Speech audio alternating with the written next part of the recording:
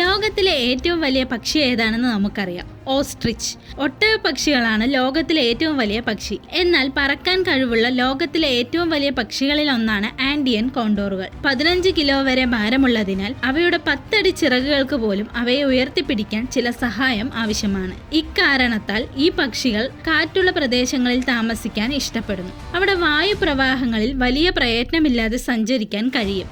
Andean കോണ്ടോറുകൾ പർവ്വത പ്രദേശങ്ങളിൽ കാണപ്പെടുന്നു. അവയുടെ പേര് സൂചിപ്പിക്കുന്നത് വലിയ കഴുകൻ എന്നാണ്. മാത്രമല്ല, കടൽക്കാറ്റുകളും ശക്തമായ താപവായു പ്രവാഹങ്ങൾ ഉൾക്കൊള്ളുന്ന മരുഭൂമികളും നിറഞ്ഞ തീരങ്ങൾക്ക് സമീപമാണ് ഇവർ ജീവിക്കുന്നത്. കാട്ടുമൃഗങ്ങളോ വളർത്തുമൃഗങ്ങളോ ആയ വലിയ മൃഗങ്ങളെ വേട്ടയാടി കഴിക്കാനാണ് അവർക്കിഷ്ടം. കൂടാതെ ചത്ത മൃഗങ്ങളെ തിന്നുന്നത് കാരണം പ്രകൃതിദത്ത ശുചീകരണ സംഘം എന്ന നിലയിൽ അവർ ഒരു പ്രധാന പങ്ക് വഹിക്കുന്നു. തീരങ്ങളിൽ ചത്ത സമുദ്രജീവികളായ സീലുകൾ അല്ലെങ്കിൽ മത്സ്യങ്ങളെ കോണ്ടോറുകൾ ഭക്ഷിക്കും.